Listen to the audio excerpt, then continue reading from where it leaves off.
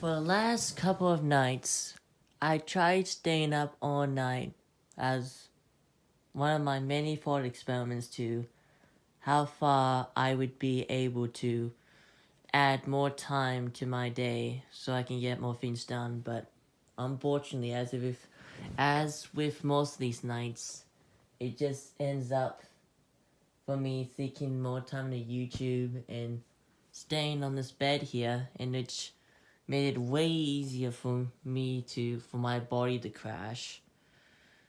It you know, in the olden days when I was younger, like staying up all night was a birthday treat. I would sink all of my time into one thing, and then what am I saying then? It would mean stay up all night just talking with my friends who slept over with me. It's something called a wakeover. But now, with this whole quarantine, it offers me ample opportunity to stay up, but so far it hasn't been going so well. Because when I intended a couple times originally to stay up to do more of my assessment, I ended up not doing it. And I think it's because when you stay up all night to do an assessment, it's usually because it was due the next day. So you're aware of the consequences. And so no matter what, you're gonna end up doing it. But I don't have that at stake because I can get an extension beyond my deadline. So beyond just recently, I think I can remember staying up a little when I was younger, playing my DS and Game Boy. Those were good times. But now it just seems like around 4 or 5, that's when my body crashes. And I don't think it's healthy or productive for me to keep trying that habit because it's just gonna end up making things worse for me the next day. And I can get more of a manageable state of productivity the next day than what would be worth it over the short term pleasure of getting more time in. Because it's just not worth it. Even if I don't go to work now and I just stay home, maybe it's because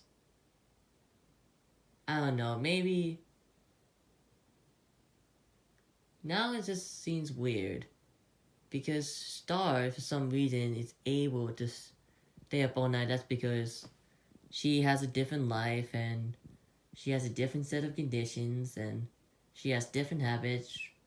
As for me, it's just staying in bed, and that's seems to be the cause of the problem because I just can't seem to continue to be active throughout the night, which is a shame because I truly do love the night aesthetic. I do prefer night more than day, and although like night is like when you have in the nighttime, it does make doing regular activities more riskier because there would be more shadier people out there. But I think it's just due to the area in and the amount of safety precautions you take. It is a shame that's what's happening recently. Maybe if I don't do it for a while, trying to stay up, and then I just stay up one time all night, it's yeah, if I try doing that again, I feel like at some point, even tonight, there could be something that would convince me to try do it again, but it ends up backfiring on me because I'll just crash, and then the alarms I set up would be ringing, and then mom would come here and tell me to stop those alarms because they woke her up. I don't know. It just seems like there are a few things that would be worth staying up all night for that I can just watch over the next couple of days. Or, yeah, just as long as I can wake up at 4 and then spend the next 2 hours in consuming media, I don't think there could be anything wrong with that. Yeah, if I like woke up at 4 to 6 and just consume whatever be fun, whether it's anime or a guy's YouTube channel or playing a game on the computer or the PS4 or Nintendo Switch, then I feel like that would be enough motivation for me to not be distracted. Of course, I do need to be disciplined in putting my phone away out of reach so I can concentrate on my college assessments. And yeah, staying up all night is maybe a short-term benefit, but it does make the next day way harder than it needs to be. But I have a feeling that this is the kind of mistake that could repeat. So, we'll see what happens.